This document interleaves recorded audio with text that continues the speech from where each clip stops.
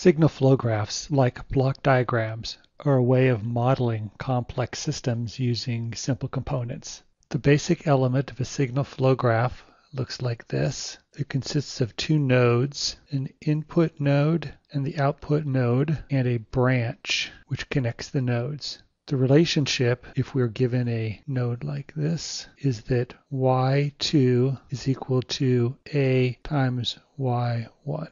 If multiple values go into a node, for example, if it looks like this, y1, y2, y3, a1, a2, a3, then we have that the value at a node is the sum of values entering the node. Key here, values entering the node. We don't subtract values leaving the node. So in the example above, we would have that y3 is equal to what goes in is y2a2. y2, what goes in is y1 times a1 plus y3 times a3. Some terminology for signal flow graphs. A path is found by traveling along branches in one direction.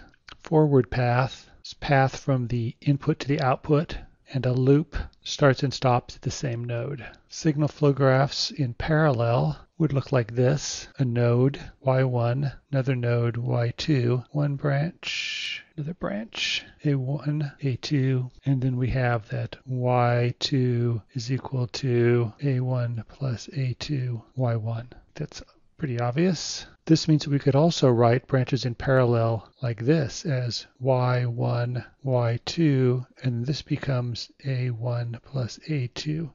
So branches in parallel can be written together as a sum as a single branch.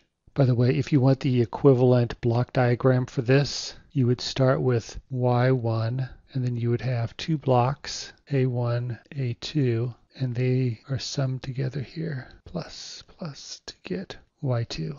In series, we have a system that looks like this: node y1, y2, y3, y4, a1, a2, a3, and you would write this as y4 is equal to a1, a2, a3 times y4, or equivalently y1 to y4 is a1, a2, a3. So branches that are in series end up multiplied together. Now, if you have a complicated signal flow graph, you can use these two rules and an essential brute force method, that is, just write the equation at every node. An easy way to determine the transfer function for a signal flow graph is to use the Mason gain formula. The gain formula looks like this. The transfer function, m, is equal to the sum of m sub k delta k over delta. Here's an explanation of what each of those is. mk is equal to the forward path. So to find mk, you would multiply all the gains that would take you from the input to the output. There may be multiple ways to get from input to the output, and that accounts for the multiple mk's. Delta has this form. It's 1 minus the sum of the gains of all individual loops. A loop is any path that starts at a node and ends at the same node. Plus, and this is one you have to be careful of, it's the sum of the products of all two non-touching loops. Non-touching means they have no common nodes, minus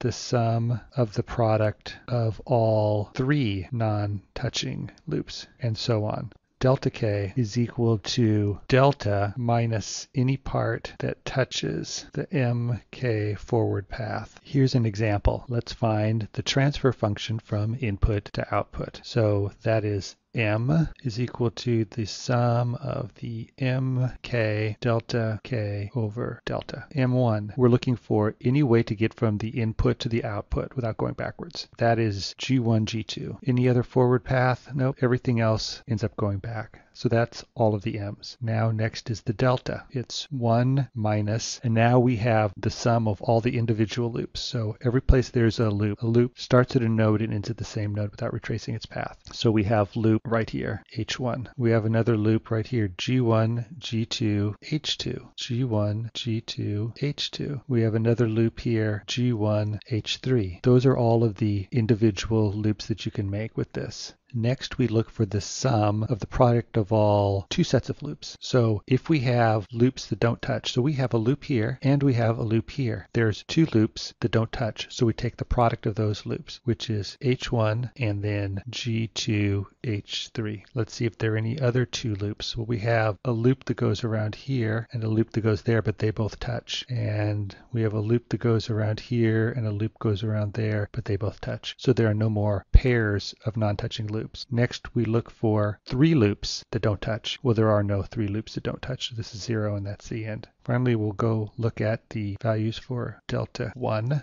Delta 1 is equal to the delta minus anything that touches along, well, every loop touches the forward path. So these last terms are out and all we're left with is 1. Therefore, m is equal to G1, G2 over 1 minus H1 minus G1, G2, H2 minus G1, H3 plus G1, H1, H3.